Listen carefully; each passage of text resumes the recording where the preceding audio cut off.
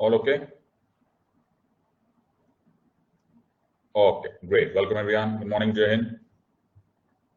बहुत ही बढ़िया, ग्रेट। तो ये किस किसने समराइज किया है? बहुत ही बढ़िया समराइजेशन लग रही है। ओए होए, बहुत ही बढ़िया। ये कौन है सब? ये है प्रज्ञा, वेरी गुड। ये कौन है? Dream life, very good. Vaishu IAS, very good. All right, Ashwini, very good, बहुत ही बढ़िया। ये कौन है? Subhash, Isa, Sneha, great summarization. Rahul, Yashi, Vaishu IAS, great, and Julie, बहुत ही बढ़िया। तो तुमको दिया जाता है अच्छा बच्चा अवार्ड और ये तुम्हारे घर पे होम डिलीवर होगा। बहुत ही बढ़िया सर। कौन सी कोरियर कंपनी से आएगा? कोरियर कंपनी का नाम है जल्दी जल्दी कोरियर कंपनी, बहुत ही फास्ट कंपनी। ओके, बहुत ही बढ़िया सर। ओके, तो आज हम क्या कर रहे हैं? तो हम लोग कंटिन्यू कर रहे हैं हमारा यूनियन एग्जीक्यूटिव। उम्मीद है कि आज हमारा यूनियन एग्जीक्यूटिव का टॉपिक 90% खत्म हो जाएगा। Great, thank you Isa, welcome. So कुछ रूल्स प्लस रेगुलेशंस जो कि बहुत ही आवश्यक है, अति आवश्यक।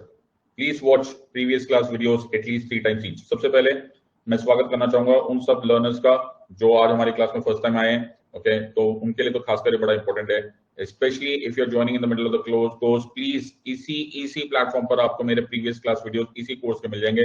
उनको 3-3 बार देखिए। सिर्फ 3-3 बार देखने का टाइम ही नहीं है आपको उनके पास। देख लो बेटा, काम आएगा।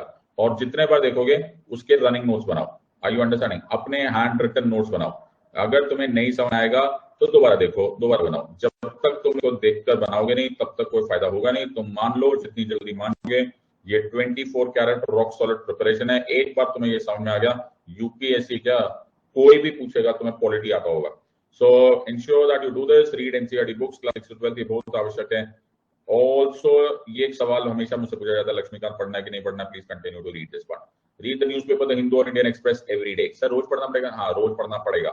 There will be regular doubt sessions to address your queries, so beach class में ना पूछिए। Maintain decorum and discipline in the class, ये बहुत ही आवश्यक इंस्ट्रक्शन है, बिकॉज मुझे ऐसा लगता है और मैं ऐसा सोच के पढ़ाता हूँ कि मैं फ्यूचर आईएएस ऑफिसर्स को पढ़ा रहा हूँ। तो उसी तरह से डेकोरम मेंटेन करो, तो उससे कल से हम लोग धमाकेदार एंट्री वाले कपड़े पहन के बैठेंगे। हाँ, वैसे ही गॉगल्स लगा के बैठा करो। अरे वाह, वेरी गुड सर, ठीक है। ऑलराइट, सो अगर तुमने ऐसा नहीं किया, you shall be block for action. कृपा करके मुझे मजबूर मत कीजिए। आई लव डेमोक्रेसी, बट फिर भी और मत लव कराया कीजिए। Being late for the class will adversely affect your understanding of the subject, तो कृपया करके समय पे आइए। और यहाँ पर हिंदी एवं अंग्रेजी दोनों में मिक्स करके बोलचाल की भाषा में आपको पढ़ाया जाएगा, तो कृपया करके किसी एक लैंग्वेज पर इंसिस्ट ना कीजिए। मेरे टेलीग्राम चैनल को ज्वाइन कीजिए और सबसे इंपॉर्टेंट अनअकैडमी ऐप को भी डाउनलोड करके देखिए। उसी में आपको सारे के सारे on going courses, upcoming courses, previous courses सब पता चलेगा। सर एक बात बताओ ना, कल की क्लास 8 बजे कि 8:30 बजे? मुझे नहीं पता बेटा, अनअकैडमी ऐप पे देख लो। सर एक बात बताओ ना, गवर्नेंस की क्लास सर 8 बजे कि 8:30 बजे आएगी कि नहीं आएगी? ये सब अनअकैडमी ऐप पर है। अनअकैडमी ने तुम्हारे लिए बहुत खर्चा किया है, उस खर्चे का फायदा उठाओ। Are you understanding this or not? सबको समझ में आ रहा है या नहीं? सर कहाँ, ये सफर बहुत दूर तक था। तो हमने यहाँ से स्टार्ट किया, पॉलिटी और गवर्नेंस को डिवाइड करते हुए। हिस्टोरिकल अंडरपिनिंग्स खत्म हो गया, यूनियन एंड टेरिटरी खत्म हो गया, preamble, citizenship, fundamental DPSP, fundamental duty खत्म हो गया, यूनियन लेजिस्लेचर खत्म हो गया। आज भगवान ने चाहा तो एग्जीक्यूटिव खत्म हो जाएगा। You in other words we are very very close to finishing off this entire thing. Governance में सेलिएंट फीचर्स खत्म हो चुका है, फेडरलिज्म एंड कमीशन खत्म हो चुका है, रिजर्वेशंस एंड प्रोविजंस खत्म हो चुका है, ट्रिब्यूनल हो गया है, जुडिशियल एक्टिविज्म खत्म हो चुका है। थोड़ा टॉपिक है। अब ये जितना भी टॉपिक्स आएंगे वो मैं यहाँ पर भी कर सकता हूँ, मेरे पास बहुत टाइम है और ये भी है। तो we have time till 24th of July if I am not wrong. आराम से बिंदास। बीच में सर मैं तुमको गाना भी सिखा सकता हूँ, रहने दो सर आप चलो। ओके, सो ये है मेरा टेलीग्राम चैनल और ये मैं बहुत ही टेक सेवी हूँ, तो कृपया करके अपने मोबाइल कैमरा का कोड इस कोड को स्कैन करें तो भी मेरे टेलीग्राम चैनल पर पहुंच जाओगे, वरना ये है उसका लिंक tinyurl.com/siddharthquality, और आप इस तरह से मेरे चैनल पर पहुंच जाएंगे तो आपको पहचान हो जाएगी। अबाउट 26,000 उसमें मेंबर्स है, आप पहचान जाओगे कि आप सही रास्ते पे पहुंचो। Very good sir. तो कल हमने खत्म किया था प्रेसिडेंट साहब का जुडिशियल पावर्स, जिसको जुडिशियल पावर्स बोलते हैं लेकिन होती नहीं है। सर ये आपने बहुत ही सही से बताया था, आई होप सबको याद है। Yes or no, yes or no? अरे बाबा यस और नो। तो मैंने 1 घंटा पूरा जुडिशियल पावर डिटेल में तुमको पढ़ा दिया। शत्रुघ्न चौहान केस पढ़ा दिया, फिर आर्यवल्लन जो भी करंट अफेयर्स है वो भी पढ़ा दिया, सारी फिलोसफी पढ़ा दी, मरूराम केस से लेकर अभी तक। इन अदर वर्ड्स मैंने सारे के सारे क्वेश्चन तुम्हारे साथ हैंडल कर लिए। अगर तुमने उसको कर लिया तो ये तुम्हारा मेंस का क्वेश्चन भी हो जाएगा। Instances of presidents delay in commuting death sentences has come under public debate as denial of justice, should there be a time limit specified for the president to accept reject such petitions. ऐसे question देखकर मेरे मन में एक ख्याल आता है कि लोग बिना सेट लाइफ कोड यूज किए अनअकैडमी आए बिना एग्जाम में जाते कैसे, क्योंकि जो नादान परिंदे सिर्फ धमाकेदार एंट्री के वीडियो देखकर आते हैं उनको क्या पता कम्यूटिंग क्या होता है, उनको क्या पता कि डिनायल ऑफ जस्टिस क्यों बोलते हैं, वो वायोलेशन ऑफ आर्टिकल 21 क्यों होता है, should there be a time limit. उन्हें शत्रुघ्न चौहान केस कैसा याद रहेगा सर, कोई बताएगा तो ना, नहीं बताएगा। सो ये सारे के सारे कॉन्टेक्स्ट की प्रेसिडेंट एक्सेप्ट करता है कि नहीं करता है, ये तो बहुत दूर की बात है। जब तक शमशेर सिंह केस में ये नहीं पता चलेगा कि it is actually binding advice of the union council of minister, president साहब का तो नाम है, ओके, सारे कार्य तो यूकॉम headed by the prime minister कर रहे हैं। Are you understanding this or not? तो इस तरह से पढ़ना होता है, बाकी तुम्हारी मर्जी, मेरा काम है तुमको पढ़ाना। Are you understanding this or not? सबको समझ में आ रहा है या नहीं आ रहा है? Everyone is clear? I hope तुम रिवाइज कर रहे हो, और अगर रिवाइज नहीं कर रहे हो तुम अपने लिए बहुत बड़ा मुसीबत क्रिएट कर रहे हो।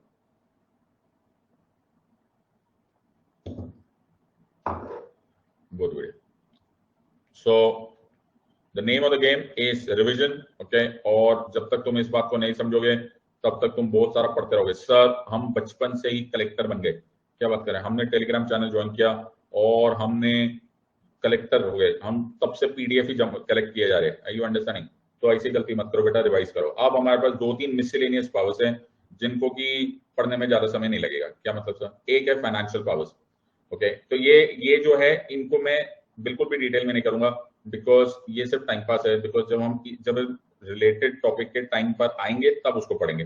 फाइनेंशियल पावर्स के अनुसार आपने सिर्फ अभी के लिए ये लिखना है that the president appoints the financial commission, okay, और the finance commission appoints the finance commission, और जो फाइनेंस कमीशन अपॉइंट होती है वो अंडर आर्टिकल 280 द कॉन्स्टिट्यूशन होता है। एक और है सर फाइनेंशियल पावर, क्या है कि president gives prior recommendation to the money bills. सबको याद आ रहा है या नहीं याद आ रहा है? Sir the president gives prior recommendations to the money bill.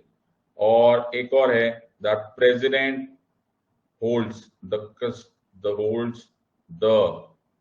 contingency fund of India। तो as and when we will come to the topic हम उस टाइम कर लेंगे, अभी के लिए तुम केवल इन तीनों को नाम याद रखो। Are you understanding this part? So president appoints a finance commission, finance commission appoint होता है under article 280 of the constitution।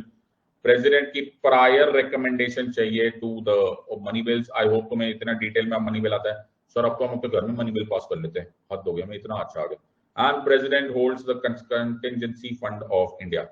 उसी तरह से एक और ग्रुप ऑफ पावर्स है जिनको हम इमरजेंसी पावर्स कहते हैं। तो जैसे हमारे union executive and state executive के टॉपिक्स हो जाएंगे, हम पूरा इमरजेंसी प्रोविजंस पढ़ेंगे, तब तुम्हें हमेशा ही एक सुनाई देगा वर्ड। क्या वर्ड सुनाई देगा? That the president proclaims emergency. क्या वर्ड यूज करा सर?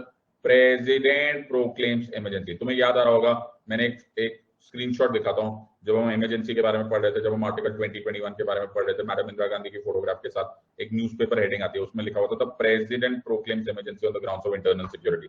तो वो इमरजेंसी पावर्स भी प्रेसिडेंट साहब की है। अरे सर एक और इंपॉर्टेंट पावर जो कि मैं ऑलरेडी तुमको बता चुका हूं या तुम्हें अंदाजा है, डिप्लोमेटिक पावर्स। ध्यान से वर्ड यूज करना। The president appoints diplomats, ambassadors, etc., who will represent India abroad. Also, president is the one who allows the foreign ambassadors and diplomats to come to India. तो बेटा ये जो diplomats और ambassadors होते हैं ना sir, हम बनेंगे इंडियन फॉरेन सर्विस ऑफिसर्स। अच्छा, पहले से फैसला कर लिया? हाँ पहले से। तो जो डिप्लोमैट्स और एम्बेसडर्स होते हैं, ओके, ये हमारे यहाँ पर मेहमान के तौर पे आते हैं। कौन आते हैं सर? मेहमान। अतिथि देवो भव। Are you understanding? तो जब हमारे घर में मेहमान आते हैं, ओके, तो उनको एक्सेप्ट करते हैं द प्रेसिडेंट। वो प्रेसिडेंट के एहसान है कि ये डिप्लोमैट्स और ambassadors, it is the grace of the president कि वो डिप्लोमैट्स और एम्बेसडर्स जो दूसरी कंट्री के होते हैं वो इंडिया आ जाते हैं और फिर इंडिया में हमारी एम्बेसीज में रहकर अपनी अपनी कंट्रीज को रिप्रेजेंट करते हैं। सर मालूम है आपको, एक ना मेहमान आया, तो हमारे घरों में भी तो ऐसा ही होता है। तो ये मेरा घर है, ओके, हमारे यहाँ पे जब कोई मेहमान आता है तो सबसे पहले तुम किससे मिलवाते हो? तो सबसे पहले जाते दादाजी के घर में, जाते दादाजी के रूम में जाएंगे और चरण स्पर्श करेंगे, फिर हमारे से काम करने आते हैं। I hope you realize this. तुम नोटिस करोगे कि पॉलिटी की बहुत सारी चीजें एक्चुअली हमारे घरों की तरह ही होती है। I you understand? लेकिन ऐसा कोई पढ़ता नहीं, ऐसा कोई पढ़ाता नहीं, लोगों को लगता है भगवान जाने क्या कॉम्प्लिकेटेड। तो हम भी अपने घरों में बुजुर्गों के बोलते कि चरण स्पर्श करो। Okay, north India, south India जहां भी जाओगे, इंडियन कल्चर में ये बैठा हुआ है। तो पहले दादाजी के रूम में जाएंगे, चरण स्पर्श करेंगे, बाबूजी कैसे हो आप? ओके, सब ठीक ठाक, हाल चंगा। ओके, फिर बाबूजी 2 मिनट उनसे बात करते, फिर बोलते चल आप जाके काम कर ले जो काम करना। ये सेम वैसा ही है। सर मेरे घर में एक मेहमान आया, बहुत ही नालायक आदमी था, आया और घर में लड़ाई वड़ाई करने लग गया, बताओ। तो मेरे दादाजी ने बोला इसको बाहर निकालो यार। ओके, तो अगले दिन वो वापस आया, तो दादाजी ने वॉचमैन को बोला इसको अंदर मत आने देना, अगर अंदर आने की कोशिश करेगा ना तो 2 जर्मन शेफर्ड इसके पीछे भेज देना। ओके, इसको काट खाए। क्यों सर ऐसा क्यों कर दिया आपने? क्योंकि ये बन गया है पर्सोना नॉन ग्रेटा। क्या बन गया ये सर? ये क्या है सर? Persona non Greta. क्या बन गया ये सर? Persona non Greta. मतलब एक ऐसा आदमी जो मेरी मेहमान नवाजी के लायक नहीं है। Are you understanding this or not? सबको समझ में आया या नहीं समझ में? क्या बोलते सर? Persona non grata. Are you understanding? तो पर्सोना नॉन ग्रेटा मींस कि सर अब ये लायक नहीं रहा। ओके, तो हमारे बाजू में जो लो आईक्यू स्थान है ना, वहां के लोग आते हैं। ओके, जो लो आईक्यू स्थान है ना, वहां के लोग आते हैं, और वहां के लोग ना एम्बेसडर्स बनकर हाई कमिश्नर। बाय द वे तुमको मालूम है कि नहीं क्या सर, कि एम्बेसडर्स कुछ और होता है और हाई कमिश्नर्स कुछ और होता है? ओह, मालूम है कि नहीं सर? सेम ही होता है सर, कैसी बातें कर? ओके, मालूम है कि नहीं? हाँ सर। तो जो कॉमनवेल्थ कंट्रीज होती हैं, जो कॉमनवेल्थ कंट्रीज थी, कॉमनवेल्थ कंट्रीज मालूम है कि नहीं? अरे हाँ सर, कैसी बातें कर रहे हो? जो कभी ना कभी ब्रिटिश कॉलोनीज थी। ओके, जो कभी ना कभी ब्रिटिश कॉलोनीज थी। ओके, जैसे Australia, Pakistan, okay, India etcetera. ये जो कंट्रीज है, जो कॉमनवेल्थ कंट्रीज है, जो कभी ना कभी ब्रिटिश कॉलोनीज थी, वो एक दूसरे के पास हाई कमिश्नर्स भेजते हैं। तो पाकिस्तान का इंडिया में हाई कमिश्नर आता है, ओहो, ऑस्ट्रेलिया का इंडिया में हाई कमिश्नर आएगा। आई यू अंडरस्टैंडिंग? लेकिन जो नॉन कॉमनवेल्थ कंट्रीज है, ओके, वो अम्बेसडर्स भेजते हैं। आई यू अंडरस्टैंडिंग दिस पार्ट? सबको समझ में आया? सो जो नॉन कॉमनवेल्थ कंट्रीज होंगे, वो एक दूसरे के घर पर या एक दूसरे के कंट्रीज में अपने ही डिप्लोमैट्स को अम्बेसडर्स बोलेंगे। आई यू अंडरस्टैंडिंग? ये लोग अपने ही डिप्लोमैट्स को हाई कमिश्नर बोलेंगे। तो जब तुम लो आईक्यू स्थान में अगर गए एज एन अम्बेसडर, तो अम्बेसडर नहीं जाओगे, हाई कमिश्नर बन के जाओगे। इक्को गलेगी, नाम अलग अलग है। I you understanding this part? But ambassador बन के आओ या हाई कमिश्नर बन के आओ, ये हमारी मेहमान नवाजी है। ये हमारे प्रेसिडेंट साहब का एहसान है तुम पर कि तुम आओ, तो उनकी वजह से आ रहे हो, तो तमीज से आया करो। ओके, वरना हमें बड़ा गुस्सा आ जाता है, और जब बड़ा गुस्सा आ जाता है ना, तो हम बड़े गुस्से में आ जाते हैं। जब गुस्से में आ जाते हैं ना, तो अपन पर्सोना नॉन ग्रेटा कह देते हैं फिर तुमको आना मना हो जाएगा, फिर तुमको हम बाहर निकाल देंगे। आई you understanding this or not? सबको समझ में आया या नहीं? तो अगली बार कोई मेहमान आए तो मैं तंग वंग करे ना, तो उसको बोलना तू पर्सोना नॉन ग्रेटा बनने वाला है। सर परेशान होकर बेहोश हो जाएगा, भगवान जाने क्या हो गया उसके साथ।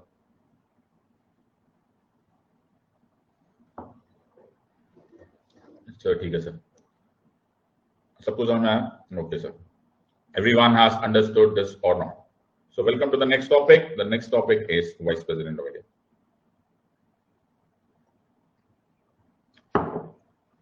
A picture says 1,000 words. क्या सर?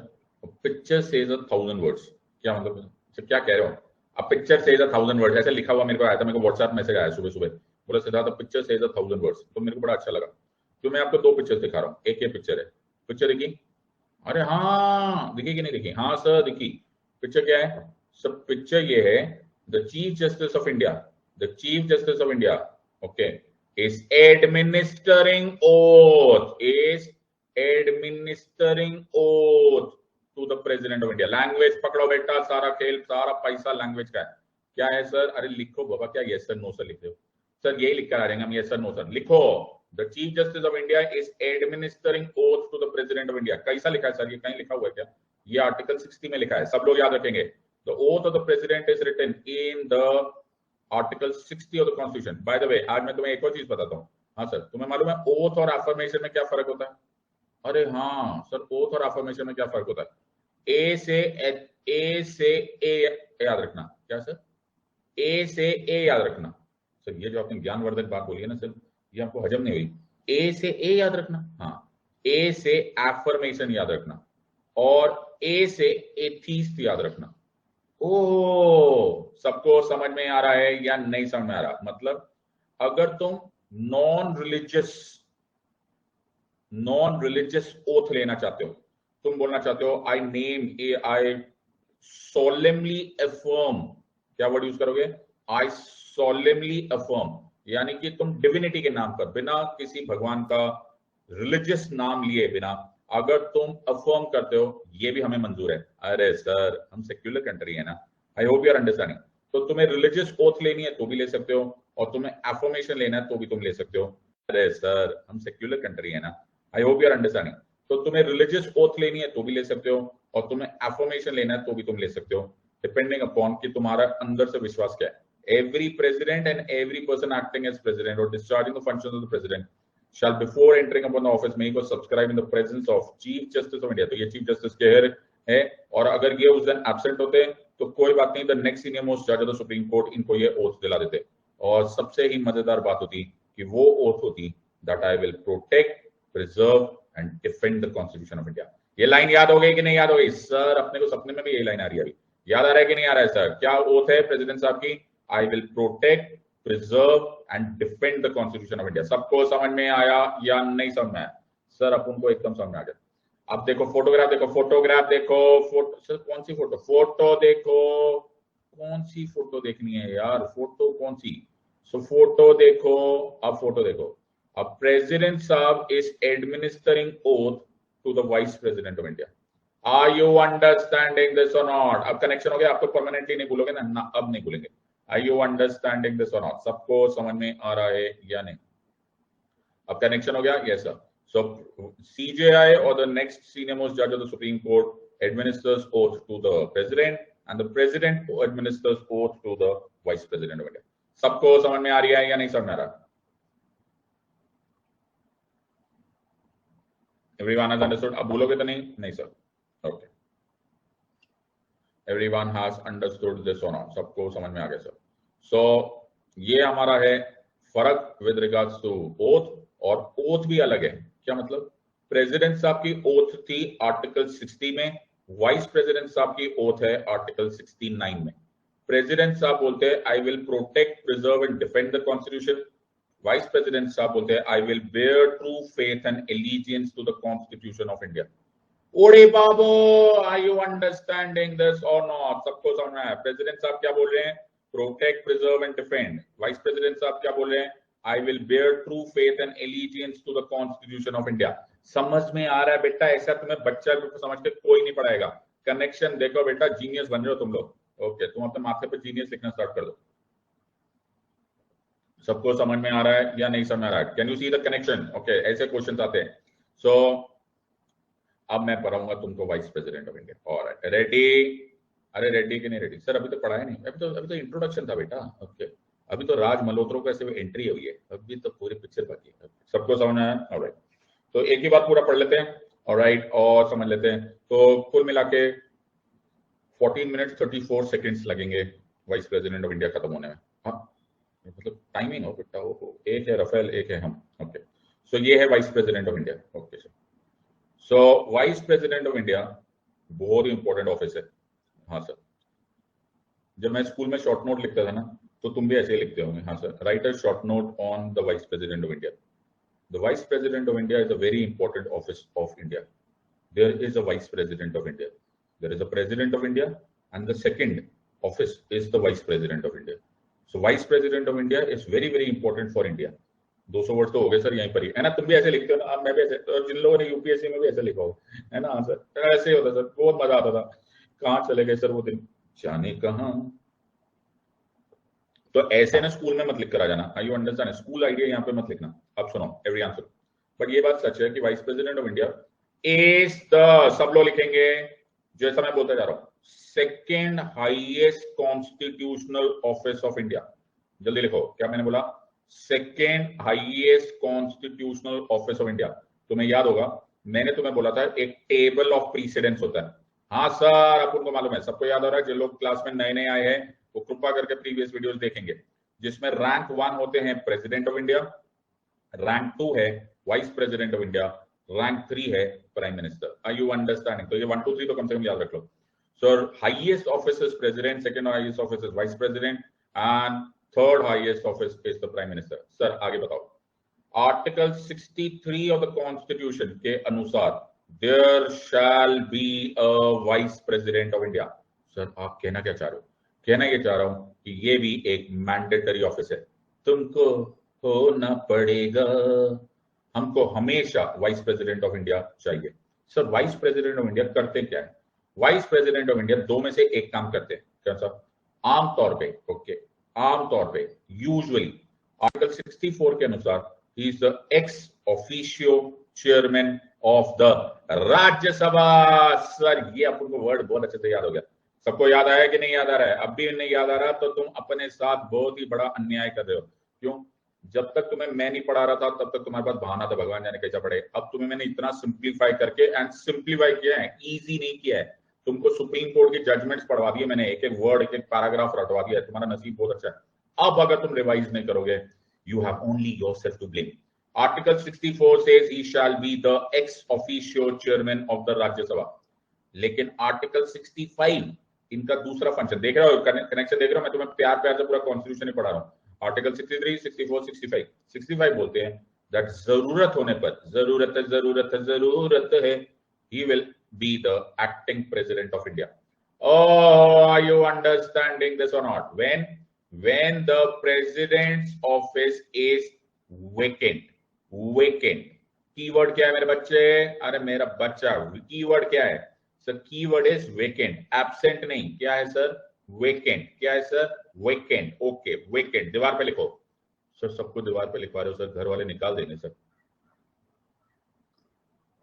सर मम्मी ने देख लिया सर वेकेंट लिखते हुए लाल रंग की पेंट से दीवार पे। मम्मी ने बोला कल से मुझे तू घर में वेकेंट चाहिए, बाहर निकल तेरा room. Okay, are you understanding this or not? सबको समझ में आया या नहीं? Important word is vacant. Are you understanding this or not? सबको समझ में आ रहा है या नहीं? अरे बाबा समझ लो कि नहीं समझ लो? ये सर सबको समझ में आया? Yes or no? So Article 63 के अनुसार the Vice President of India is the second highest constitutional office in the country. So it is a very big position and it is a very important situation on the context here. Are you understanding this or not? सबको समझ में आ रहा है या नहीं? Sir आगे चलते। अच्छा आगे चलो सर, आगे चलो। तो मैंने वाइस प्रेसिडेंट साहब ऑफ इंडिया को बोला, मैंने कहा वाइस प्रेसिडेंट साहब ऑफ इंडिया आप ना इलेक्ट कैसे होंगे? तो वाइस प्रेसिडेंट ऑफ इंडिया बोले Siddharth I will be elected by indirect election. बोलो सर, बोल रहे हैं indirect election by proportional representation,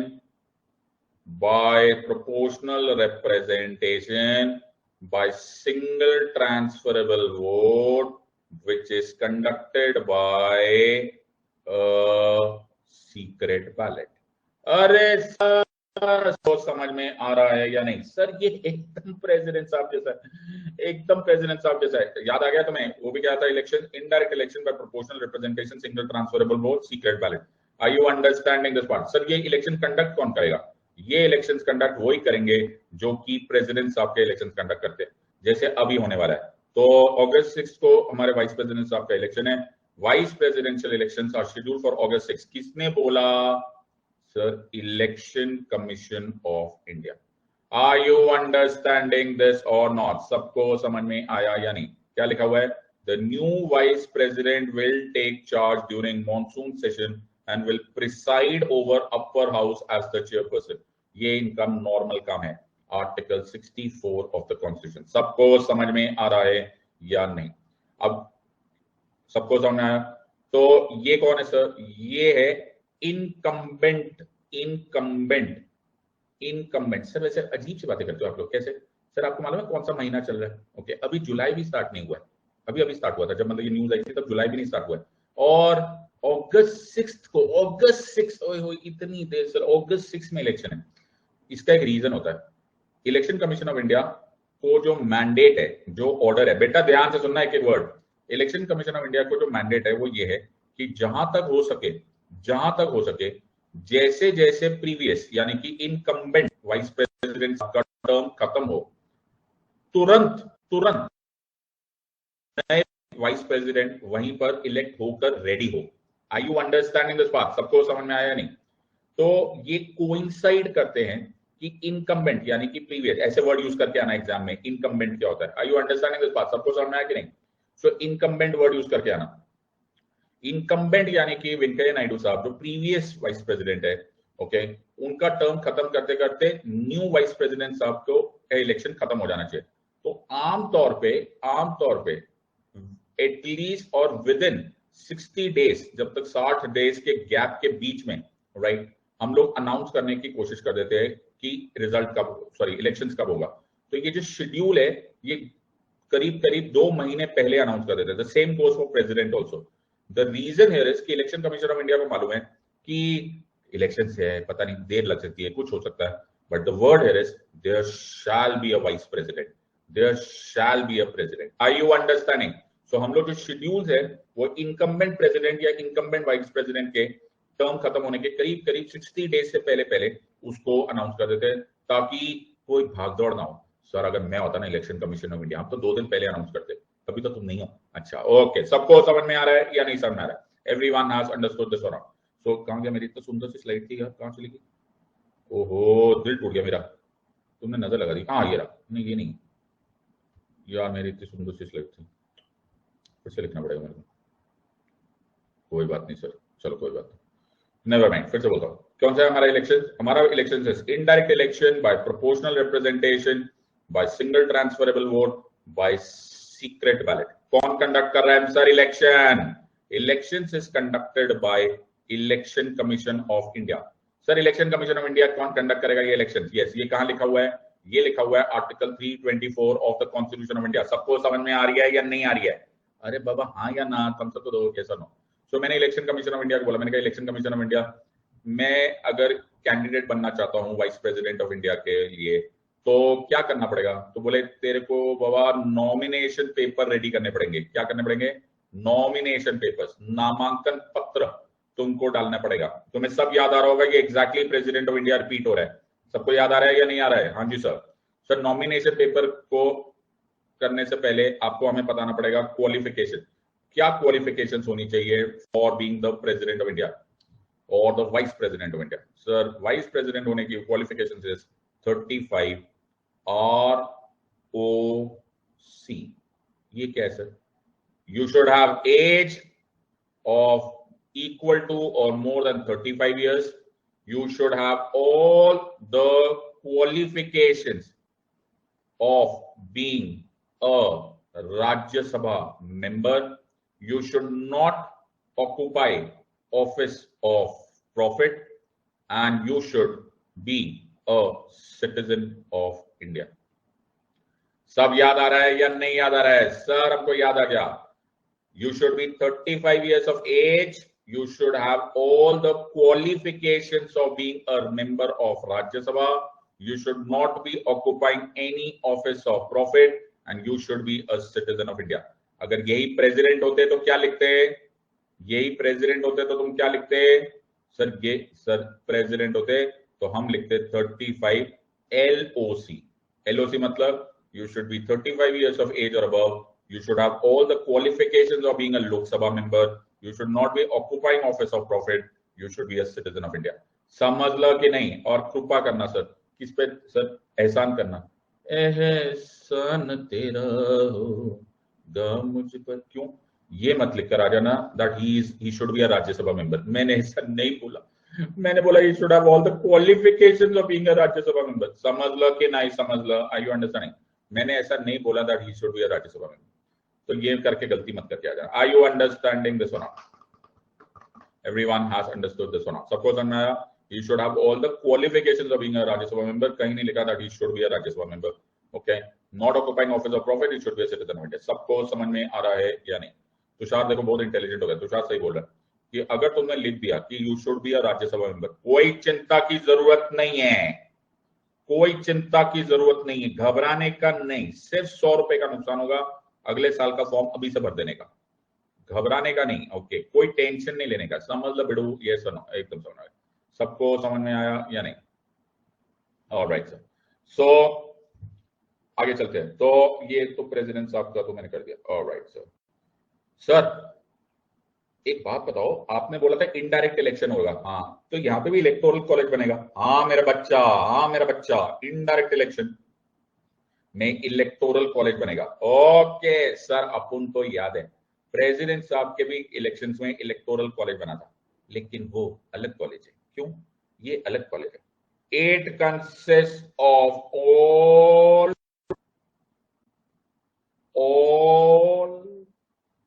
all members of parliament। Sir state नहीं, स्टेट का इसमें कोई रोल नहीं है। Are you understand not? अब समझ में आ गया या नहीं? सर स्टेट का कोई रोल नहीं है, नहीं। ओके। और सर ऑल लिख दिया सर आपने, ऑल मतलब Sachin Sachin Sachin Sachin Sachin Sachin. Even nominated members will be a part of this part. सबको समझ में आ रहा है या नहीं समझ में आ रहा है? Everyone has understood this or not? सबको समझ में आया या नहीं समझ में आया? Everyone has understood. In other words, अगर electoral college of the president होता तो कौन कौन होते? Sir electoral college of the president होते तो कौन कौन होते? Sir oh sir only elected members of the parliament, only elected members. Keyword क्या था सर? कीवर्ड क्या था सर? कीवर्ड था elected, of all states and the UTs of Delhi, Puducherry और बाद में जम्मू एंड कश्मीर भी हो जाएगा, लेकिन अभी नहीं है। Are you understanding? Important word क्या था सर? इलेक्टेड। फर्क है। Okay sir, are you understanding this or not? सबको समझ में आया? और सर इधर ना सर, इधर, हाँ सर इधर इधर इधर ना सर, साचिन साचिन साचिन साचिन साचिन नहीं पार्टिसिपेट करेंगे। Are you understanding this or not? सबको समझ में आ रहा है या नहीं? ओके, बात समझ में आ रहा है? Yes or no? So nominated members will not be participating. Sir मुझे कुछ और ख्याल आया। क्या सर? मेरे को ऐसा ख्याल आ रहा है कि जो इलेक्टोरल कॉलेज की कॉम्पोजिशन है ना सर ऑफ वाइस प्रेसिडेंट, वही कॉम्पोजिशन है प्रेसिडेंट साहब को इंपीच करने वाली composition. Oh yes or no? President साहब को इंपीच करने के लिए सिर्फ ऑल मेंबर्स ऑफ पार्लियामेंट की जरूरत होती है, उसमें Sachin will be a part. Are you understanding this or not? पल्ले पड़ रहा है या नहीं? सबको समझ में आ रहा है या नहीं? सो इलेक्टोरल कॉलेज, मैं मैथ पढ़ाऊंगा सर, रहने दो ना सर प्लीज। नहीं नहीं, मैं मैथ पढ़ाने दो। अच्छा, electoral college of vice president is equal to impeachment composition of the president. Okay, bracket close. Okay, is not equal to electoral college of the president. वाह सर, टफ इक्वेशन हो गई sir. ओए होए, इसको solve कैसे करना है यार? ओके, हेंस प्रूव लिख दो सर लास्ट में, अपने आप सॉल्व हो जाएगा, टीचर खुद कर लेगी। ओके, सबको समझ में आ रहा है या नहीं? सबको? बाकी सर, बाकी टीचर का भी तो कुछ काम होगा तो वो खुद कर लेंगे। Are you understanding this part? Okay, समझ में आ रहा है? Okay, every understood this or not? अरे बाबा समझ लो कि नहीं समझ लो सर, सब कुछ। सो याद रखना, electoral college of the vice president consists of all members of the parliament. Are you understanding? No state legislatures are part of it. ये बहुत ही इंटरेस्टिंग कंपोनेंट है। Are you understanding this part? So line देखो, ये Hindustan times का article देखो। तुम्हें sir इसीलिए हम न्यूज़पेपर नहीं पढ़ते। क्यों? आप पढ़ रहे हो ना? अच्छा, okay. In the elections of the vice president, only Lok Sabha and Rajya Sabha MPs including Sachin अच्छा can participate. Are you understanding this or not? सबको समझ में आ रहा है या नहीं समझ? ओके, सबको समझ। तो टोटल नंबर इस टाइम पर कितने हैं सर? 543 है लोकसभा में और 232 है इस टाइम पर यहाँ पर। तो अपने पास टोटल कितने हो गए sir? 3 + 2 sin theta tan theta 5, 4 + 3 underscore minus 7, 775। Are you understanding this part? सबको समझ में? तुम्हें आता है इतना मैथ्स? ओहो। तो अपन क्या कैलकुलेट करेंगे सर? अपन कैलकुलेट करेंगे कोटा। क्या कैलकुलेट करेंगे? कोटा। क्या कैलकुलेट करेंगे? कोटा। सबको समझ में आ रहा है? Yes or no? सो अगर वाइस प्रेसिडेंट इलेक्शन होना है तो अपन को वोटिंग कितनी चाहिए? Total number of votes divided by total number of vice president. Total number of vice president, एक ही वाइस प्रेसिडेंट बनने वाले हैं। अच्छा, टोटल पोजीशंस एक ही है, +1 + 1। तो टोटल नंबर ऑफ वोट्स कितने हैं? 775। ओके, कितने वाइस प्रेसिडेंट्स? 1 + 1 + 1। ओह, सबको समझ में आ रहा है या नहीं? तुम्हें तो मैथ्स आता ही नहीं है सर, अपने को बहुत मैथ्स आता है सर। ओके, सबको समझ है। तो किसी भी तरह से 338 लेकर आने का और जीतने का। Are you understanding this or not? तो अपने को कितना चाहिए? सो द कॉन्टेक्स्ट इज, अपने को जो भी मार्क्स है 388, सॉरी 338 388, तो बीबी का जो भी कैंडिडेट बनेगा वो जीतेगा ही जीतेगा। हाँ सर, क्यों? अब तुम्हें समझ में आएगा कि नॉमिनेशन के लिए रूलिंग पार्टी का सपोर्ट कितना जरूरी है। अगर मैं बीजेपी के टोटल मेंबर्स ऑफ पार्लियामेंट देखूंगा लोकसभा और राज्यसभा में, तो 395 है। चाहिए कितने अपने को? अपने को चाहिए सर 388। गारंटेड, जिसको भी बीजेपी ने अपना नॉमिनी बना दिया, ओके, वो बन जाएंगे हमारे vice president. Are you understanding? Even without support from any other party, this will be hands down victory. Are you understanding this part? तो नॉमिनी कौन हुआ अभी मुझे नहीं पता। Are you understanding? अपने को क्या चाहिए? अपने को चाहिए कोटा। क्या चाहिए सर? कोटा। अब समझ में आया या नहीं समझ में आया? Electoral college consist of this many members, okay, और आर्टिकल 66 के अनुसार elections shall be held in accordance with the system of proportional representation by means of single transferable vote and voting by secret ballot. सब कुछ पढ़ा दिया मैंने तुमको। Your electoral college will consist of members of both the houses of the parliament in accordance with the system of proportional representation by single transferable vote, जिसमें होंगे all members of Lok Sabha and Rajya Sabha, including, sir अब मत बोलो, एक बार बोलने दो ना, साचिन भी आए, all the nominated members। ऐसे पढ़ते हैं पॉलिटी अलग अलग तरीकों से। एक बार मैंने तुम्हें स्लाइड में पढ़ाया, फिर मैंने न्यूज़पेपर से पढ़ाया, फिर मैंने कॉन्स्टिट्यूशन से पढ़ाया। अब तुम चाह के इसको नहीं भूल पाओगे। There is a method to create toppers. Are you understanding this or not? सबको समझ में आ रहा है या नहीं? Everyone has understood this or not? सबको समझ में आ रहा है या नहीं आ रही? Everyone has understood? बहुत बढ़िया सर। ये जो इलेक्टोरल, सबको समझ में आ गया? Everyone is clear? Yes or no? तो अब एक बार रिकैप करेंगे सर, आप तो ना दिमाग में डाल दोगे, ओके, ऐसे ही होता है बेटा, पढ़ने का एक तरीका होता है। So election commission of India conduct करेगा इलेक्शंस, वो बनाएंगे इलेक्टोरल कॉलेज। अब जहां घर पे बैठे हो चिल्लाना स्टार्ट कर दो। Electoral college will consist of all the members of the parliament including the nominated members. जो भी कैंडिडेट इलेक्शंस कंडक्ट को कॉन्टेस्ट करना चाहता है, उनकी कुछ क्वालिफिकेशन होनी चाहिए। उनकी क्वालिफिकेशन होनी चाहिए 35 ROC। याद हो गया? हाँ सर, ये हो गया सर। वो भरेंगे nomination papers, yes or no? और वो नॉमिनेशन पेपर्स जब भरेंगे, हाँ सर, ऐसे नहीं भर सकते, उनको 15,000 रुपीज का सिक्योरिटी डिपॉजिट भी देना पड़ेगा। हो, सिक्योरिटी डिपॉजिट सर ये कैसे लाएंगे? ये सिक्योरिटी डिपॉजिट तुमको भरना पड़ेगा RBI बॉन्ड के फॉर्म में। और सर ये पैसे रिफंडेबल है कि नहीं? हाँ हाँ, रिफंडेबल है। इट इज रिफंडेबल, बट ये आपके पॉलिटी में लेकिन बहुत आ जाता है। अगर तुमको less than 1/6 of the votes मिले, ओहो, फिर जमानत जब्त हो जाएगी, फोरफीट हो जाएगी। Are you understanding? मैं जितना पढ़ा रहा हूं ना, मुझे ऐसा लगता है तुम्हारा सीधा ही पहली पोस्टिंग ही सेक्रेटरी जनरल के ऑफिस में होगी कि भाई इसको तो पहले सब कुछ आता है। Are you understanding this part? सबको सामने आया या नहीं? सर ऐसा लग रहा है कि हम लोग ऑलरेडी पोस्टेड हो चुके हैं। इतना तो मेंबर तो पार्लियामेंट को नहीं पता होगा जितना तुम्हें पता है इस टाइम पे। Very good sir. Sir sir sir ऐसे नॉमिनेशन पेपर के लिए प्रपोजल्स भी तो चाहिए होते हैं। हाँ, any 20 members of the electoral college, मैंने क्या बोला? Any 20 members of the electoral college से अपना नाम प्रपोज करा के लेकर आओ।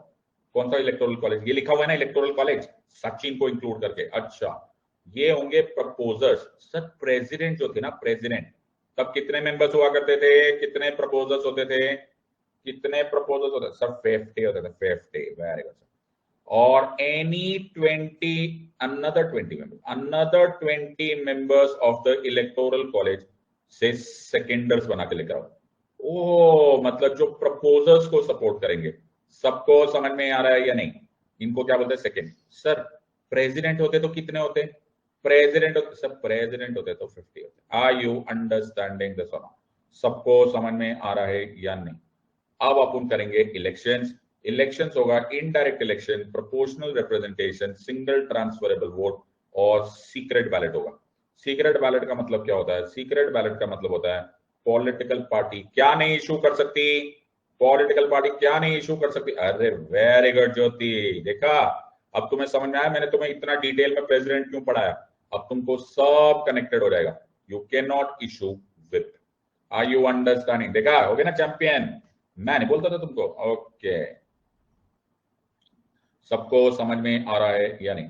सर एक प्रॉब्लम अभी भी है, क्या हो गया? इलेक्शन कमीशन ऑफ इंडिया ये कंडक्ट करेगा कैसे? कैसे करेगा मतलब? रिटर्निंग ऑफिसर अपॉइंट करेंगे ना। ओह, रिटर्निंग ऑफिसर कौन हो सकता है सर? रिटर्निंग ऑफिसर हो सकते हैं secretary general of the Lok Sabha secretariat और the secretary general of the Rajya Sabha secretariat by turns, rotation basis. Are you understanding this or not? सबको समझ में आ रहा है या नहीं आ रहा? Everyone has understood this or not? So the Election Commission of India appoints a Secretary General of Lok Sabha and Rajya Sabha by rotation as the returning officer. A nomination paper of the candidate has to be subscribed by at least 20 electors as proposers and at least other 20 electors as seconders. It is also clarified that the political parties cannot issue any whip to their members of parliament in matter of voting in the vice president. मैं तुम्हें exactly election commission of India के website से भी पढ़ा रहा हूं, कुछ भी मिस नहीं है। और बाबा, are you understanding everything? I have taught you everything. सबको समझ में आ रहा है या नहीं आ रहा? सब सर ये तो बहुत ही सर कहीं हम टॉप ना कर जाए sir. Everyone has understood. Sir vice president साहब जीत गए, बहुत ही बढ़िया। वाइस प्रेसिडेंट साहब जीत गए तो उनको दिलाया जाएगा ओथ और affirmation will be administered by the President of India. इनकी ओथ लिखी गई है आर्टिकल 69 में और ये बोलेंगे I will bear true faith and allegiance to the Constitution of India. सबको समझ में आ रहा है या नहीं आ रही है? Everyone has understood this. Low sir, हमारा तो काम ही हो गया। Are you understanding this or not? सबको समझ में आया या नहीं? अरे बाबा समझ लो कि ना ही समझ लो सर, समझ लो सर, सब कुछ आ गया हमको, ज्यादा ही आ गया। Okay.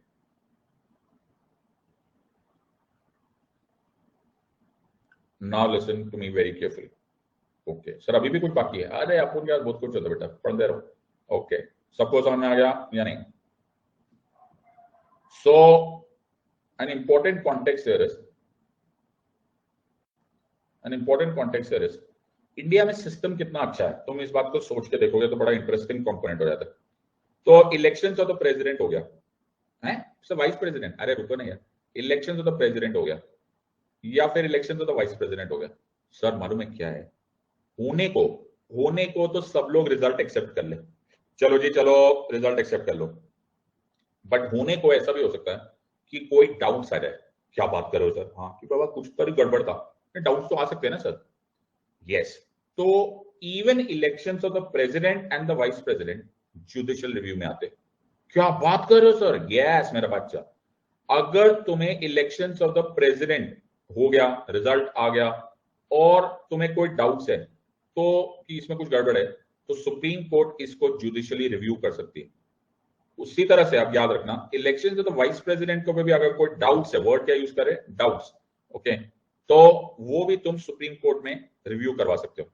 फर्क सिर्फ ये है कि अब ध्यान से सुनना एक minute, election of the president अगर रिजल्ट आया और तुम्हें कोई डाउट है तो या तो द लूजिंग कैंडिडेट, मैंने क्या बोला?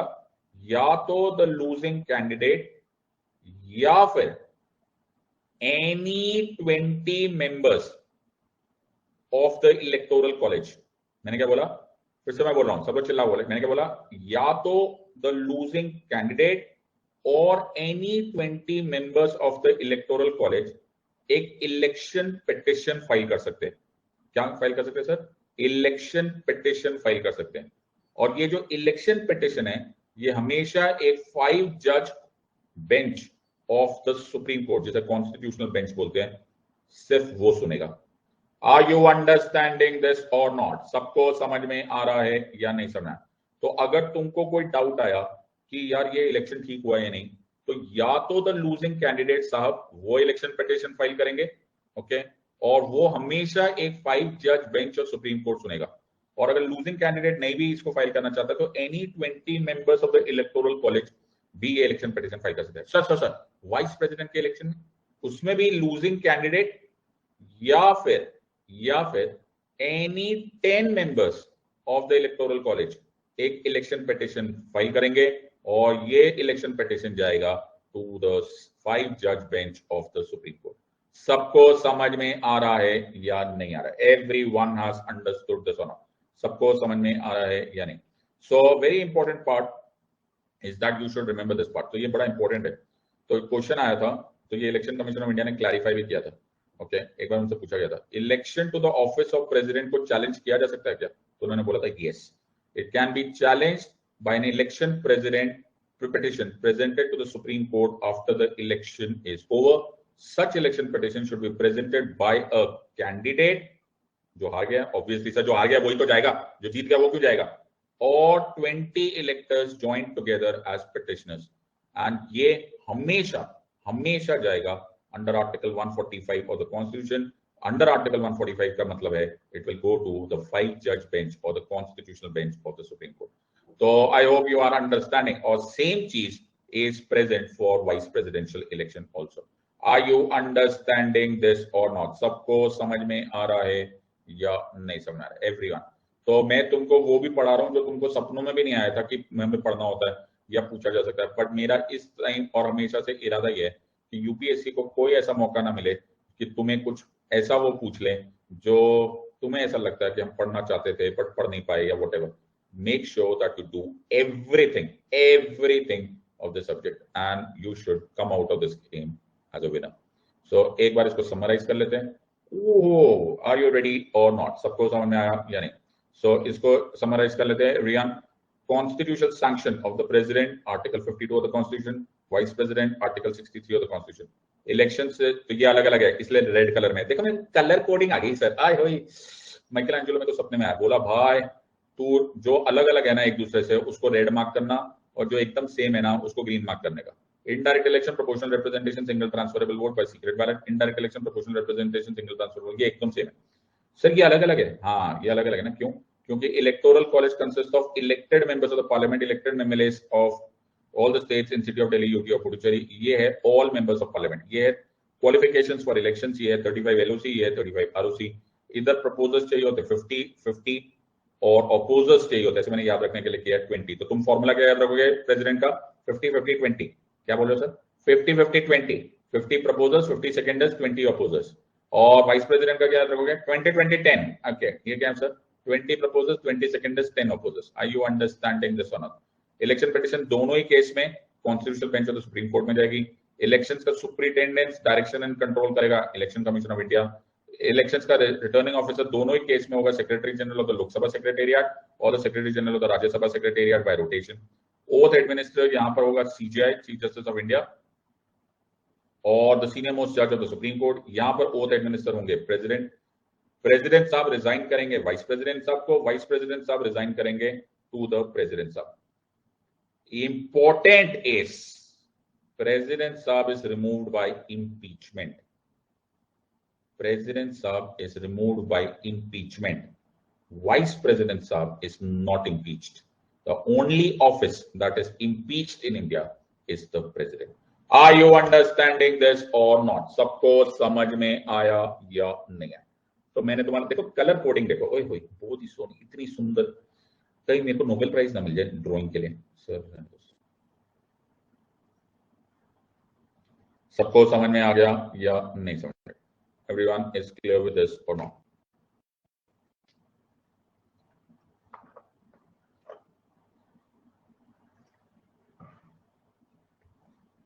Everyone is clear? Yes sir. अब दो तीन चीजें यहां पर बड़ी इंटरेस्टिंग है। हाँ सर, सब अब तुम्हें मालूम होना चाहिए कि उनका टर्म क्या है सर, ये तो अपन को मालूम है। सो यूजुअली ना ध्यान से देखना, अब बड़े इंटरेस्टिंग प्रोसेस है। From the date that he enters office, vice president साहब usually holds the term of 5 years, but वो उससे पहले वो रिजाइन भी कर सकते हैं। By resignation to the president he can resign, yes or no. तो वाइस प्रेसिडेंट साहब का टर्म खत्म हो सकता है जब उनके 5 साल का टर्म खत्म हो गया, या when he resigns, when he is removed on his death, or under Article 71 अगर उनका election is declared as void. Okay, तो जो मैंने तुम्हें अभी इलेक्शन पिटिशन बताया था वो सब provisions is written in article 71 of the constitution. Are you understanding this or not? सबको समझ आया या नहीं? ये आर्टिकल ना भी याद है तो कोई फर्क नहीं पड़ता. अब मेरी बात प्लीज ध्यान से सुनो and let me explain this to you now. Please understand. अब ये बहुत ही इंटरेस्टिंग कंपोनेंट होने वाला है. ऐसा मेरे मन में ख्याल आ रहा है. नहीं सर, अब ख्याल नहीं, मेरे मन में बड़े जबरदस्त ख्याल है. तो मैंने ऐसे सोचा, मैं बहुत सोच रहा था, मेरे को चाय नहीं मिल रही थी, फिर भी मैं सोच रहा था कि वाइस प्रेसिडेंट ऑफ इंडिया है कौन. बोले वाइस प्रेसिडेंट ऑफ इंडिया, ध्यान से सुना बेटा, बहुत ही इंटरेस्टिंग बात है. ही is the ex officio chairman of Rajya Sabha. हाँ सर, तो अभी तक तो जो मैंने तुम्हें बताया वो ज्यादातर फैक्ट्स है. ओके, तो वैसे तो 99% यूपीएससी एस्पिरेंट्स इतना भी नहीं पढ़ के जाते, तुम तो इतने में टॉप पास करोगे, लेकिन अपन को तुमको पास नहीं कराने का ना, अपन को तुमको टॉप कराने का है. ही is the ex officio chairman of the Rajya Sabha. मैं मैथ्स में बड़ा चैंपियन था, इसलिए मैं थोड़ा सा ऐसा इक्वेशन बना रहा हूं. This equals to, Rajya Sabha equals to council of states. राज्य स्टेट्स. क्या सर? बड़े अजीब होते हैं दीवाने घर इश्क, आंखों को बंद कर लेते हैं दीदारे यार के लिए. क्या हो गया सर? यार राज्यसभा का चेयरमैन वाइस प्रेसिडेंट साहब होते हैं. हाँ, और स्टेट्स जो होते हैं, वो इनके इलेक्शंस में पार्टिसिपेट नहीं करते. ओड़ी बाबो, are you understanding this or not? पल्ले पड़ा या नहीं? सर ये तो बहुत ही अजीब सा पैराडॉक्स हो गया. Are you understanding this part? He is the ex officio chairman of the Rajya Sabha, but the states do not participate in his elections. ओए ओए सर, दिल टूट गया. Are you understanding this or not? तो ये बात मैंने तुम्हें राज्यसभा के समय पढ़ाई भी थी, बट जो कुछ नए स्टूडेंट्स हैं उनको शायद आइडिया नहीं होगा. इसका रीजन क्या है? इससे बाबा साहेब क्या करवाना चाह रहे थे? बाबा साहेब इस चीज से इंश्योर कर रहे थे कि जो छोटे स्टेट्स है, नोनू स्टेट्स, हाँ सर, तो हमारे यहाँ पे नोनू स्टेट्स है और बिग स्टेट्स है. तो जो नोनू स्टेट है, अगर उनके कितने मेंबर्स होंगे राज्यसभा में? सर किसी का 1 है, किसी का 2 है, किसी का 3 है. और फिर जो बड़े बड़े स्टेट्स है, उत्तर प्रदेश, मध्य प्रदेश, राजस्थान, ये कुछ स्टेट्स है सर, ये यूरोप है सर. एक एक यूरोप हमने अपने अंदर रखा हुआ है. ओके, एक यूरोप उत्तर प्रदेश, एक यूरोप मध्य प्रदेश. मतलब ये यूरोप अपने आप को समझता क्या है? हमारे पड़ोस में है, हमारा नोएडा पेरिस से बड़ा है क्या? तो सबको समझ आया कि नहीं? Okay sir, okay. तो मैं पेरिस गया तो मेरे पेरिस में लोग बोले, oh we have a big city. मैंने कहा बाजू में चले नोएडा, ग्रेटर नोएडा तुमसे बड़ा. क्या बात कर रहे हो? कुछ भी बोलते बिग सिटी. सर आप ना सर हद ही कर देते सर. मतलब तो मैंने कहा यार ये बातें करते यार, दिल तोड़ दिया तुमने. अब जब इतने बड़े बड़े स्टेट्स हैं, और अगर मैं स्टेट्स को बोल दूं, क्या बोल दूं?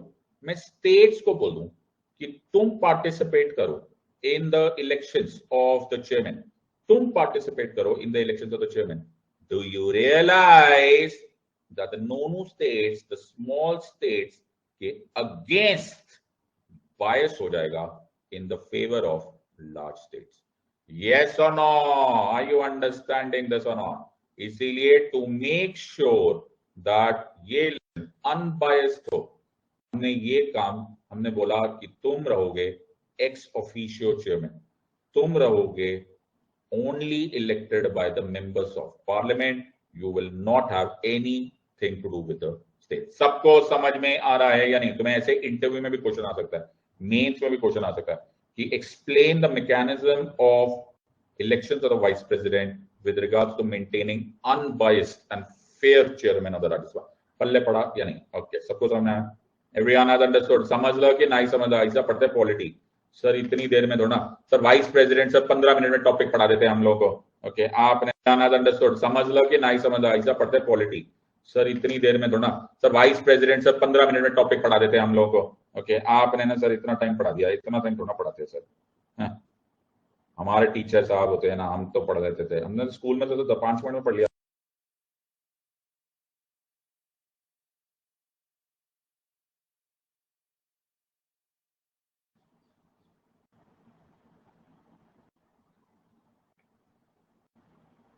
इंटरेस्टिंग कंपोनेंट है. हाँ सर बताओ.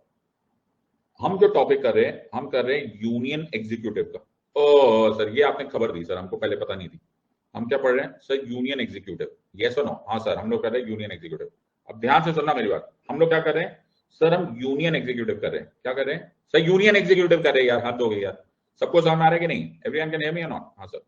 सो यूनियन एग्जीक्यूटिव जो हम कर रहे हैं, ओके, तो हम लोग यूनियन एग्जीक्यूटिव में पहले यूनियन पढ़ते हैं और फिर एग्जीक्यूटिव पढ़ते हैं। सर क्या बोल रहे हो? सुनो तो सही मेरी बात, इंटरेस्टिंग थॉट देखो बेटा, कनेक्शन देखो, कनेक्शन देखो, देखो इसको, ऐसा तुमने जन्म में नहीं सोचा होगा। तो वाइस प्रेसिडेंट साहब यूनियन एग्जीक्यूटिव है, हाँ सर, लेकिन वाइस प्रेसिडेंट साहब रिप्रेजेंट स्टेट्स को कर रहे हैं। हाँ यार, are you understanding this or not? अरे वाह! So he is the connection between the union and the states. हाँ सर, तुम नोटिस कर रहे हो कि नहीं? अरे वाह sir, I understand. Vice president साहब क्या है? ध्यान से सुनना बेटा, बिल्कुल अपने सारे के सारे सेंस ऑर्गन्स को यहां पर ही डाल दो। जैसे तुम पिक्चर ध्यान से देखते हो ना, वैसे देखना। वाइस प्रेसिडेंट साहब यूनियन एग्जीक्यूटिव में यूनियन के पार्ट है, लेकिन वो कनेक्ट कर रहे हैं यूनियन को स्टेट से, क्योंकि ये एक्चुअली रिप्रेजेंट स्टेट्स को कर रहे हैं। Are you understanding? Because he is the chairman of the Rajya Sabha. Are you understanding this part? Sir मेरे को एक बात और बताने की, क्या? सुनो सुनो सुनो सुनो सुनो, रेडी? हाँ रेडी, हाँ रेडी, रेडी, हाँ रेडी, हाँ सर। वाइस प्रेसिडेंट साहब एग्जीक्यूटिव है, लिखा हुआ है सामने, इसमें कौन सी बड़ी बात है?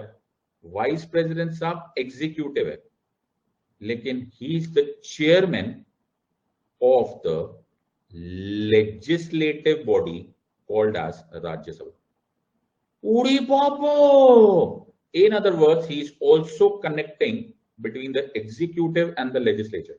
Uri Baba, are you understanding this or not? सबको समझ में आ रहा है या नहीं? Do you realize ये कितना खूबसूरत ऑफिस है?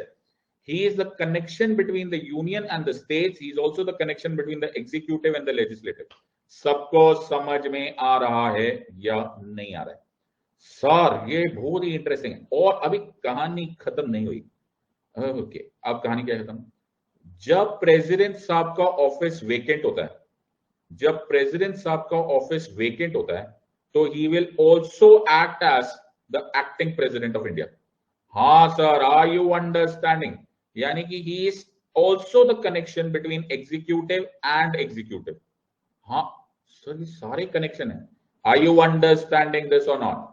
ये सारे ही कनेक्शंस है of the vice president. Hence vice president is called as the office of political continuity. क्या बोलते हैं इस ऑफिस को? Office of political continuity. क्या बोलते हैं? Office of political continuity. Are you understanding this or not? सबको समझ में आया या नहीं? जैसे जैसे इनका ऑफिस चेंज होता रहता है, इनकी रिस्पॉन्सिबिलिटीज एंड प्रिविलेजेस चेंज होती रहती है। Are you understanding this part? So इसको बोलते हैं office of the political continuity. जैसे जैसे ऑफिस चेंज होगा, तो जब हमको दिखेंगे ये राज्यसभा में, आर यू अंडरस्टैंडिंग? हमको राज्यसभा में वाइस प्रेसिडेंट साहब दिखाई दिए, दिखाई दिए, हाँ, तो क्या दिखाई देगा उनके नाम के नीचे? उनके नाम के नीचे दिखाई देगा chairman of the Rajya Sabha. Oh, are you understanding? सबको समझ में आ रहा है या नहीं आ रहा है? एवरीवन? सर जब मेरी बात सबको जाए, तो इनको जब चेयरमैन होता है, बिल्कुल ध्यान से सुनो, ओके, भाग दौड़ में मत जाया करो। Wisdom always comes at a slow pace. Absorb करो मैं जो बोल रहा हूं। जब वो चेयरमैन ऑफ द राज्यसभा होंगे, तो उनको जो सैलरी मिलेगी, जो अलाउंसेस मिलेगी, जो उनकी रिस्पॉन्सिबिलिटीज होंगी, वो चेयरमैन ऑफ द राज्यसभा की होगी। अच्छा, हाँ, जब वो एक्टिंग प्रेसिडेंट होंगे, ओके, जब वो एक्टिंग प्रेसिडेंट होंगे, सर मजे होगी। क्यों? जब वो एक्टिंग प्रेसिडेंट होंगे ना सर, तो चेयरमैन ऑफ द राज्यसभा की भी सैलरी तो मिल ही रही है, प्लस एक्टिंग प्रेसिडेंट की मिलेगी। नहीं नादान परिंदे, जब वो एक्टिंग प्रेसिडेंट होंगे, तो वो ओनली एक्टिंग प्रेसिडेंट होंगे, तब उनकी रिस्पॉन्सिबिलिटीज एंड प्रिविलेजेस ये वाली होंगी, इससे उनका कोई लेना देना नहीं होगा। Oh, are you understanding this part? तो एक टाइम पे वो केवल एक काम कर रहे होंगे। Are you understanding this or not? सबको समझ आया? पल्ले पड़ा या नहीं? सर मेरे को लगा डबल काम होगा, डबल रिस्पॉन्सिबिलिटी। नो, ये अलग ऑफिस है। Article 64 says ex officio chairman of the Rajya Sabha. जब ये x officio chairman of the Rajya Sabha होंगे, तो only x officio chairman of the Rajya Sabha होंगे। उनकी पावर्स, फंक्शंस, रिस्पॉन्सिबिलिटीज सारी की सारी ये होंगी। और जब वो एक्टिंग प्रेसिडेंट होंगे, तो वो एक्टिंग प्रेसिडेंट ऑफ इंडिया ही होंगे और कुछ नहीं होंगे। तो salary, allowances, duties, powers, responsibilities सिर्फ एक्टिंग प्रेसिडेंट की होगी। Are you understanding this or not? सबको समझ में आ रहा है या नहीं आ रही है? बाबा समझ लो कि नहीं समझ लो सर, हमको सब समझ आ गया। Everyone has understood this or not? सबको समझ में आ रहा है या नहीं? सो जो इंपॉर्टेंट बात यह है कि जो जो भी, अब मेरी बात ध्यान से सुनो। हाँ सर, सर हम थक गए हैं सर। थक गए तुम लोग थक गए? हाँ सर हम बहुत थक गए सर। थके भी होंगे तुम्हें मैं पढ़ाऊंगा, ये क्या बात हुई? I just love democracy, I am not democratic. अच्छा ओके, अच्छा सर। अब ध्यान से सुनना, जब वाइस प्रेसिडेंट ऑफ इंडिया, ध्यान से सुनो, जब वाइस प्रेसिडेंट, तो मैं तुम्हें एक सुंदर सा डायग्राम बनाऊंगा। नहीं सर हम बहुत थक गए, ऊपर से आप डायग्राम बनाओगे, सुनो तो सही। ये देखो, ये क्या है सर? सर ये व्हाइट रेक्टेंगल है। अरे व्हाइट रेक्टेंगल नहीं है बाबा, ये टर्म ऑफ द प्रेसिडेंट है। अच्छा, टर्म ऑफ द प्रेसिडेंट क्या होता है sir? From the day that he assumes office. सब लोग बोलेंगे सर हम बोल बोल के थक गए, हमारे पड़ोसी आ गए, घर में जमा हो गए सब लोग, क्यों चिल्ला रहा है बच्चा? From the day he assumes office, the term of the president is 5 years। Sir आपको कुछ पता नहीं क्या हुआ? कुछ भी हो सकता है, क्या हो गया? मान के चलो 3.5 साल के बाद कुछ वेकेंसी हो गई इन द टर्म। क्या हो गई सर? वेकेंसी हो गई। खुदा ना खास्ता सर डेथ हो गया, रेजिग्नेशन हो गया, इंपीचमेंट हो गया, कुछ भी हो गया, तो हमको तो प्रेसिडेंट चाहिए। तो अचानक कौन सा आर्टिकल एक्टिव हो जाएगा? आर्टिकल एक्टिव हो जाएगा आर्टिकल 65 ऑफ द कॉन्स्टिट्यूशन। और हम वाइस प्रेसिडेंट साहब को बोलेंगे, वाइस प्रेसिडेंट साहब आप आइए, आपका इंतजार था। मतलब आप एक्टिंग प्रेसिडेंट बनेंगे। क्या बनेंगे? Acting president. Are you understanding this or not? कौन बना acting president? Vice president. Are you understanding this part? सबको समझ में आया? अभी टर्म कितना बाकी है सर? टर्म बाकी है 1.5 साल। 5 - 3.5, तुम्हें आता है मैथ्स करना इतना? सर 1.5 साल बाकी है। Are you understanding? मेरी बात बिल्कुल ध्यान से सुनना। अगर तो तुम होते यूएसए में, कहां होते sir? Born in the USA, I was born in the USA। अगर तुम यूएसए में होते और यही हालात हो जाते कि vice president of USA acting president of USA बनता, तो उनकी हो जाती लॉटरी। क्यों? क्योंकि वो रिमाइंडर ऑफ द टर्म, वहां तो वैसे 5 साल होता है, नहीं है 4 साल होता है, लेकिन जितना भी टर्म बाकी है उतनी देर के लिए वो प्रेसिडेंट बन जाते। ओए इंडिया में ऐसा नहीं हो सकता। इंडिया में जो मर्जी एक्टिंग प्रेसिडेंट बनेगा वो मैक्सिमम 6 महीने के लिए बनेगा। Are you understanding this or not? सबको समझ में आ रहा है या नहीं? मेरी बात सबको समझ में आ रही है या नहीं? So vice president of India, even if he becomes the president for some time, that some time cannot exceed more than 6 months. Are you understanding this one?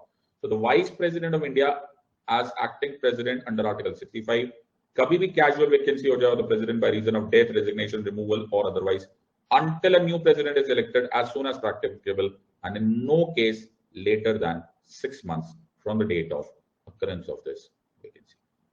6 महीने से ज्यादा हो नहीं सकता। Are you understanding this or not?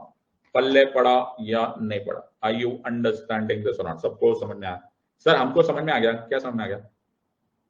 That the office of the vice president, office of the vice president of America born in the USA and the office of the vice president of India are analogous मतलब इनके function same होते हैं। In other words ये political continuity के office होते हैं, लेकिन they are not the same. Are you understanding this part? Office of the vice president of USA अगर होता तो वो रिमाइंडर ऑफ द टर्म के लिए आ जाता। Are you understanding this or not? समझ लो कि ना ही समझ लो बाबा? समझ लो sir. Everyone has understood this or not? एक बात और कहनी थी सर। सर क्या हुआ? बहुत ही दिल दर्द हो रहा है, बट बोलना पड़ा सर। बहुत ही सर दर्द हो रहा है सर। क्या हो गया सर? सर ऐसे इमोशनल हो गए सर। जब मैं प्रेसिडेंट बनूंगा, जब एक्टिंग वाइस प्रेसिडेंट बनेंगे, ओके, और सॉरी एक्टिंग प्रेसिडेंट बनेंगे, तो एक्टिंग प्रेसिडेंट जो है वो प्रेसिडेंट है कि वो एक्टिंग प्रेसिडेंट है? मैंने क्या बोला? जो एक्टिंग प्रेसिडेंट बनेंगे, ओके, वो एक्टिंग प्रेसिडेंट है कि वो एक्टिंग प्रेसिडेंट है? मतलब उनको वही पावर है कि नहीं जो प्रेसिडेंट की है या नहीं है? 100%। जितने समय वो एक्टिंग प्रेसिडेंट रहेंगे, वो एक्टिंग प्रेसिडेंट में वही पावर होगी जो एक प्रेसिडेंट की है। The vice president shall have all the powers, all immunities, all privileges. He will receive the same salary and allowances payable to the president जब वो acting president होंगे। Are you understanding this or not? सबको समझ में आया या नहीं आ रहा? Everyone, तो ये बिल्कुल दिमाग में रखना that he will have all the powers, all, वो पता ही नहीं चलेगा तुम्हें, उनको देखकर, तुम्हारे ऑफिस को देखकर पता ही नहीं चलेगा कि उतने टाइम पीरियड में वो प्रेसिडेंट है कि वो एक्टिंग प्रेसिडेंट है। समझ में आ रहा है या नहीं समझ में आ रहा? एकदम समझ में। Are you understanding this or not? तो 1969 में एक बहुत ही अजीब हादसा हुआ। क्या हुआ सर? 1969 में डॉक्टर जाकिर हुसैन हमारे प्रेसिडेंट साहब, उनका इंतकाल हो गया। फिर वीवी गिरी साहब एक्टिंग प्रेसिडेंट बने। वीवी गिरी साहब ने फिर रिजाइन कर दिया और एक अजीब सा मुसीबत हो गई कि प्रेसिडेंट साहब है नहीं और कोइंसिडेंटली वाइस प्रेसिडेंट साहब जो एक्टिंग प्रेसिडेंट बने वो भी अभी रिजाइन कर गए। लो सर, ये तो हो गया सियापा, ये ऑफिस है नहीं, जो रिप्लेसिंग ऑफिस है वो भी नहीं है, एक ही हो गया। तो इस टाइम पर एक बहुत बड़ा, और द ओनली टाइम ऐसा हुआ इन 1969 जब हमारे चीफ जस्टिस ऑफ इंडिया, तो इससे तुम्हें पता चलेगा कि द सेकेंड ऑप्शन जो एक्टिंग प्रेसिडेंट के लिए है वो होंगे the chief justice of India. तो chief justice of India justice Mohammad Hidayatullah पहली बार, और उसके बाद ऐसा कभी नहीं हुआ, मोहम्मद हिदायतुल्ला साहब पहली बार as the chief justice of India होकर एक्टिंग प्रेसिडेंट बने। Okay, are you understanding this part? लेकिन मैंने तुम्हें क्या बोला, जो एक्टिंग प्रेसिडेंट होता है वो एक्टिंग प्रेसिडेंट होने के बावजूद प्रेसिडेंट ही होता है। इनके पास सारी वो पावर्स होती है जो प्रेसिडेंट साहब की होती है। सो मोहम्मद हिदायतुल्ला साहब, जस्टिस हिदायतुल्ला साहब केवल 35 डेज के लिए प्रेसिडेंट बने थे। क्या बात कर रहे हो? यस, एक्टिंग प्रेसिडेंट वो सिर्फ 35 डेज के लिए थे, लेकिन उस 35 डेज में भी उस टाइम पर अमेरिका के प्रेसिडेंट रिचर्ड निक्सन इंडिया आए थे, तो उन्होंने जो हाई लेवल मीटिंग करी थी वो इन्हीं के साथ करी थी।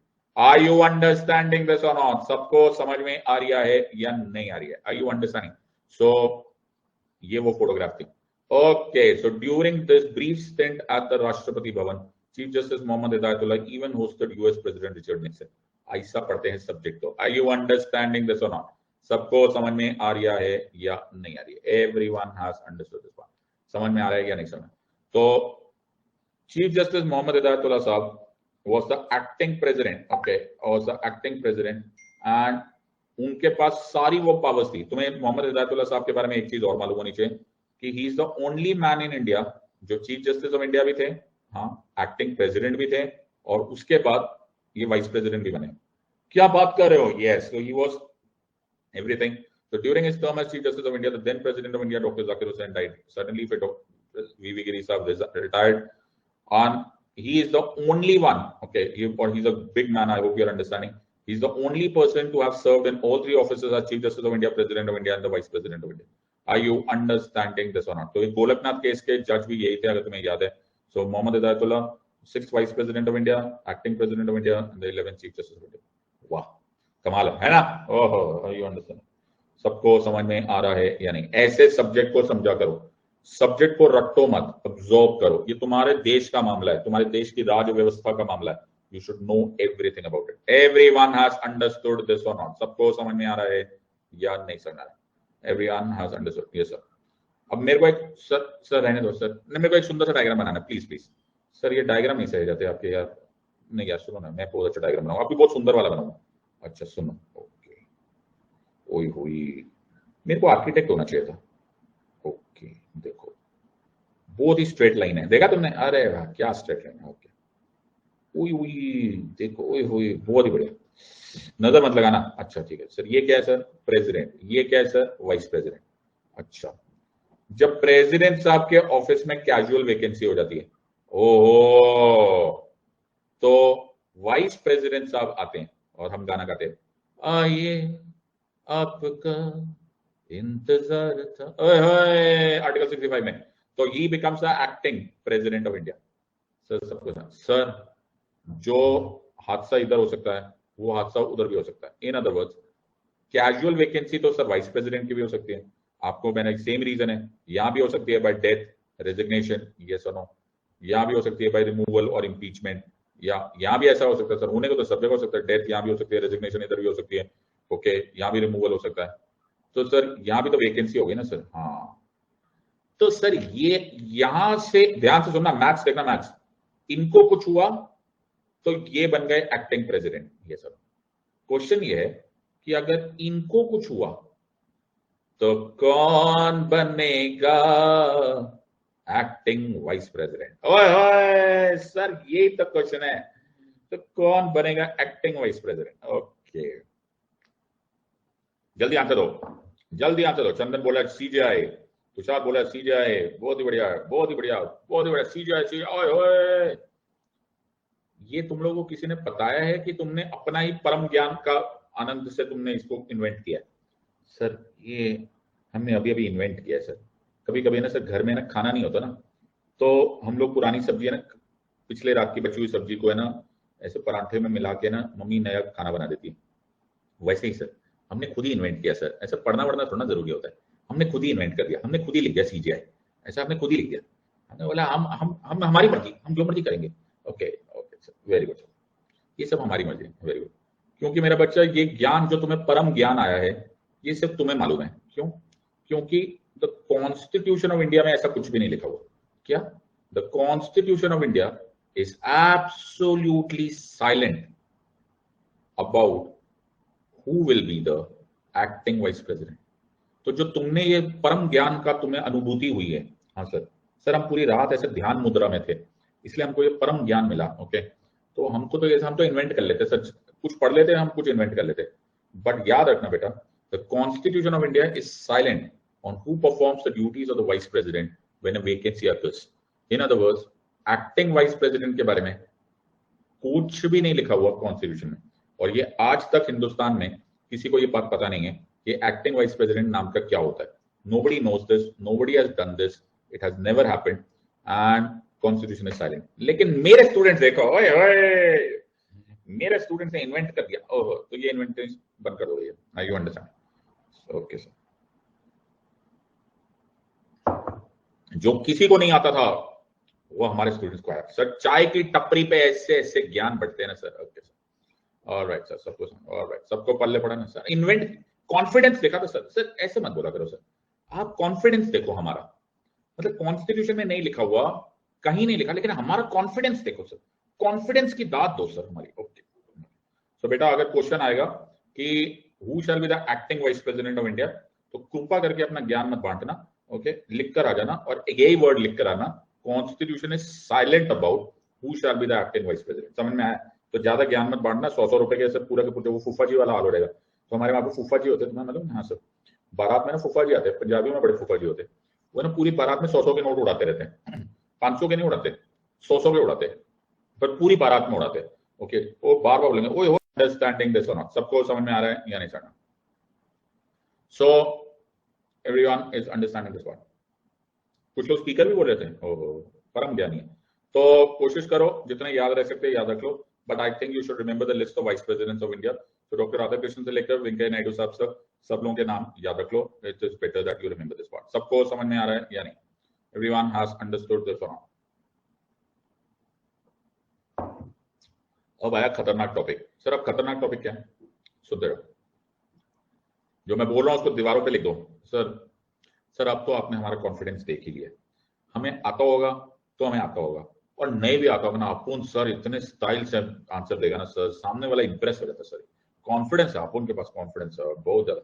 अपुन आईपीएल देख रहा होता, अपन बिंदास बोलता था आज राजस्थान रॉयल जीतेगा, चाहे दुनिया इधर का उधर हो जाए, चाहे आखिरी ओवर में 500 रन बनाने बाकी हो, तो भी अपन बोला राजस्थान रॉयल जीतेगा, बाबा टेंशन नहीं लेने का। ओके ओके, सो अपन का कॉन्फिडेंस व्हाट है सर अपनी। Okay, now understand this. The Vice President of India is not impeached. क्या लिखोगे? Is not impeached.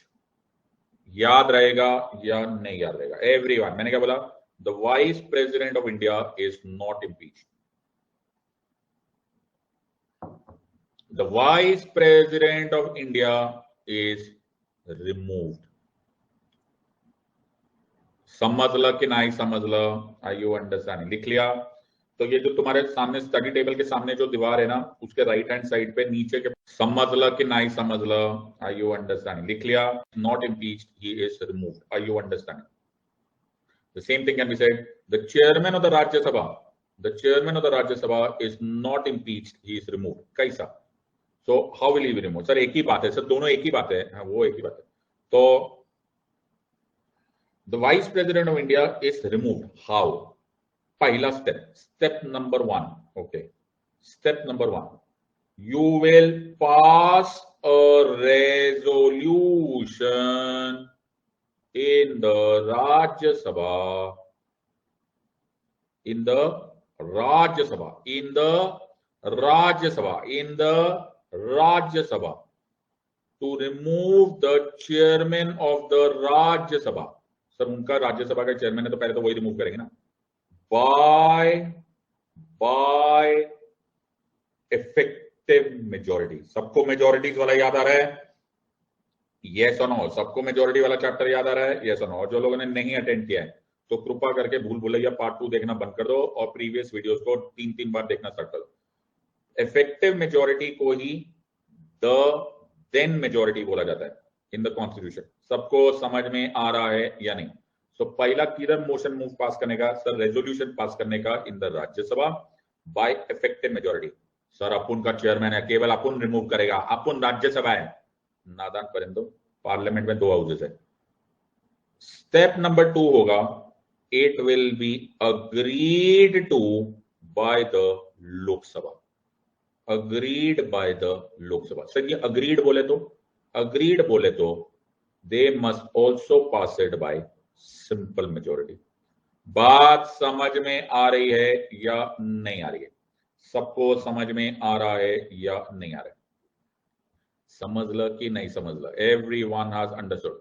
So removal is, या तो वाइस प्रेसिडेंट साहब खुद रिजाइन कर देंगे तो वो प्रेसिडेंट साहब को, या फिर ही इज रिमूव्ड, इंपीच नहीं है मेरा बच्चा, by a resolution of the Rajya Sabha by a majority of its members at that time. The then majority, are you understanding this or not? एनु कहते हैं effective majority, की कहते हैं एनु कहते हैं effective majority and agreed to by the Lok Sabha। Keyword लिख के सर, agreed to, agreed बोले तो simple majority। are you understanding this or not? सबको समझ में आ रहा है या नहीं? और वैसे ही जैसे प्रेसिडेंट साहब को 14 दिन का नोटिस दिया जाता था, वैसे ही इनको भी 14 डेज का नोटिस दिया जाएगा, उसके बाद ही ये रेजोल्यूशन का प्रोसेस स्टार्ट होगा। सरप्राइज अलाउड नहीं है। Are you understanding this or not? पल्ले पड़ा या नहीं?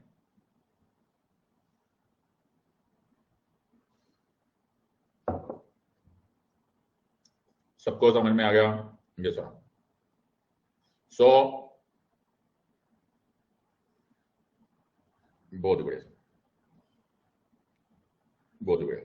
तो हमने पढ़ लिया है वाइस प्रेसिडेंट, ओके। अब इनके पास वो सारी पावर्स है जो chairman of the Rajya Sabha. Sir chairman of the Rajya Sabha वही है, आर यू अंडरस्टैंडिंग? तो जो वाइस प्रेसिडेंट साहब है वही चेयरमैन ऑफ द राज्यसभा है, जो चेयरमैन ऑफ द राज्यसभा है वही वाइस प्रेसिडेंट है, जो चेयरमैन ऑफ द राज्यसभा है वही presiding officer of the Rajya Sabha है, वही कोरम देखेंगे, बिजनेस ऑफ द हाउस देखेंगे, पार्लियामेंट्री कमेटी, सब तो तुम्हें सब आता ही है सब। Yes sir, okay.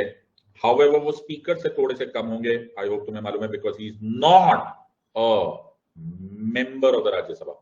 सबको याद आ रहा है या नहीं याद आ रहा है? अरे सर अब तो सब everyone has understood this or not? Connection हो रहा है कि नहीं? However, he can be removed by the Rajya Sabha. Yes, by the Rajya Sabha, effective majority or agreed to by the Lok Sabha.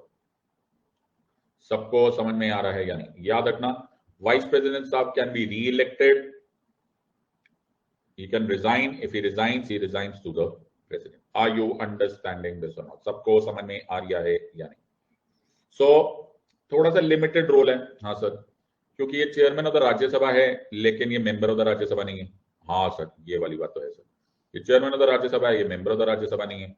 अब जब मेंबर ऑफ द राज्यसभा नहीं है तो ये वोटिंग नहीं कर सकते, बिल्कुल सही बात है, इनका लिमिटेड रोल हो जाता है, ये प्रिसाइडिंग ऑफिसर नहीं होते in the joint session, okay. In other words, he is not like the vice president of USA। Analogous है लेकिन सेम नहीं है, ओके। तुम्हें एक आध क्वेश्चन आएगा और उस क्वेश्चन में क्रिटिसिज्म में एक वर्ड यूज करेंगे that he is called as the officiating president of India. क्या बोलते हैं इनको? सर ये बहुत गलत वर्ड है, this is a wrong word, लेकिन क्रिटिसिज्म में यूज करते हैं। Is called as the officiating president of India. कुछ लोग बोलते हैं is a superfluous highness of India, लेकिन ऐसे वर्ड्स मत यूज करना, ये केवल क्रिटिसिज्म है। Actually vice president of India is a great office, okay. He is the connecting link between और the connecting bridge between the union and the states.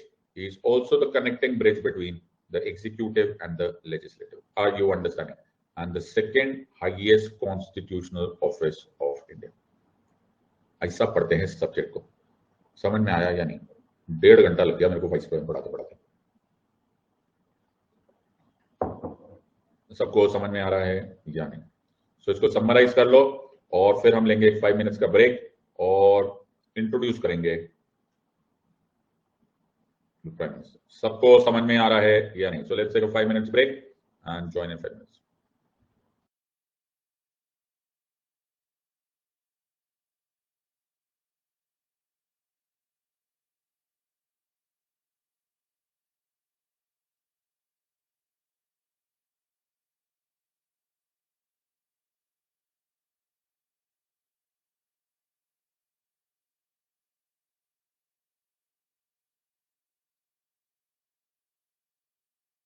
all okay? Very good. Jyoti पूरा करना। Deepeshwar, Rudrakshi, dream life, Sonalika, very good. Durga, Sneha, Isa, Shruti, very good. देखो मैं तुम्हें एक बहुत simple सी राज की बात बता देता हूँ, ओके। राज की बात ये है कि ये सब्जेक्ट, फॉर दैट मैटर कोई भी सब्जेक्ट जो कि एडवांस लेवल पे हो, जब तक तुम उसको समराइज नहीं करोगे, ओके, तुम्हें कोई फायदा नहीं होने वाला। इससे अच्छा पढ़ो ही मत, सिंपल इज दैट। एक शीट लो, उसको समराइज करो, ओके। सारा खेल समराइजेशन का है। अगर समराइजेशन नहीं हो रही, मत पढ़ो, मेरी बात मान लो। Are you understanding this point? So ऐसे देखो, तुम्हें पता नहीं ऐसा होगा, ऐसे छोटी छोटी नोटबुक्स होते हैं, देखो ये मेरे पास भी पड़ी होती है। देखो अब मैंने कल एक जजमेंट देखी, ओके, तो मैंने उसको 1 पेज के, पता नहीं तो मेरी राइटिंग समझ में आई, मेरी राइटिंग कभी कभी मुझे भी नहीं समझ आती, ओके। तो ये समराइजेशन करते चले जाओ, तो एक एक पेज में 1 पेज की समराइजेशन, ओके, छोटी छोटी 1 पेज की। जब तुम समराइज कर लेते हो ना, तो it becomes a part of you. Are you understanding? जब तक तुमने उसको समराइज नहीं किया, तुमने एक वर्क किया है, काम किया है, लेकिन it should become a part of you. Are you understanding? कभी कभी हमको है ना, लोग ऐसा बोलते थे स्कूल में, अच्छे से पढ़ो, अच्छे से पढ़ो। अच्छे से पढ़ना क्या होता है? अच्छे से पढ़ना होता है कि जब वो तुम्हारा पार्ट बन जाए। Are you understanding? तो आज मुझे तुम्हें ये बताने की जरूरत नहीं पड़ेगी। आज तुम्हें कैसे याद है कि 5 का टेबल, हाँ सर, अरे 5 का टेबल याद हो गया सर हमको? याद नहीं हुआ बेटा, अब वो तुम्हारा टेबल तुम्हारा पार्ट हो चुका है। Are you understanding? तुम बिल्कुल बुढ़े हो चुके होगे ना, 99 ईयर्स के होंगे और बिल्कुल दांत वांत सब उड़ गए होंगे ना, तो भी मैं बोलूंगा भैया 5 मल्टीप्लाई बाय 2 क्या होगा? तुम बोलोगे 10। I hope you are understanding this part. It has become a part of you. Got this point? अब ये सिंपल सा काम था। जब एडवांस बिग सब्जेक्ट्स करते हो, उसका एकमात्र तरीका मेमोराइजेशन नहीं हो सकता। मेमोराइजेशन के साथ उसको समराइज करना सीखो। मेरा काम बेटा तुमको पढ़ाना नहीं है, आई होप यू अंडरस्टैंड। पढ़ाने से थोड़ा ना कोई आईएएस ऑफिसर बनता है। मेरा काम है तुमको ट्रेन करना। I am training you, I am educating you to crack the toughest exam in the world. Are you understanding this part? पढ़ा तो मैं तुमको इतना सकता हूँ, मेरी पूरी जिंदगी इलेक्शन पिटीशन फाइल करते हुए निकल गई, ओके। मैं सुप्रीम कोर्ट में ज्यादातर इलेक्शन पिटीशन ही फाइल करता हूँ या रिट पिटीशन फाइल करता हूँ। सोचो मैं तुम्हें कितना पढ़ा सकता हूँ। Are you understand? But that is not what is required to crack this exam. इस एग्जाम में जितना मैं पढ़ा रहा हूँ उसको समराइज करो। दिस इज रियल, मैं ऐसे कॉन्फिडेंटली बोलता हूँ, this is 24 carat rock solid preparation. Please summarise, otherwise कोई फायदा नहीं। Everyone has understood this or not? सबको समझ आया? अब हम करेंगे द मोस्ट इंपोर्टेंट ऑफिस, और that office is that of the prime minister. सबको रेडी है? ये सुनो। Alright sir, 10 PM Sudarshan sir class. मैं रात तक थोड़ा पढ़ाने वाला हूँ, और कोई काम धाम नहीं। वो मेरे को मालूम था, या तुम जोक नहीं समझते थे? Alright sir, okay sir. So तो तुम क्या चाह रहे हो, मैं ना पढ़ाऊं? मैं ना पढ़ाऊं? हाँ सर, पढ़ाओ सर, ओके चलो ठीक है। फिर मैं डाउट सेक्शन ओपन कर देता हूँ, okay. Raise the hand option को ओपन कर देता हूँ। ये कल कर लेते हैं। जिनको डाउट्स है वो पूछ लो, बाकी लोग रेस्ट कर लो। ओके, 5 मिनट में जाओ बॉर्नवीटा पी लो। हाँ सर, जाओ Bournvita P low sir. Bournvita छोड़ना मिलते हैं सर हमें, Horlicks P low. Okay, rest कर लो।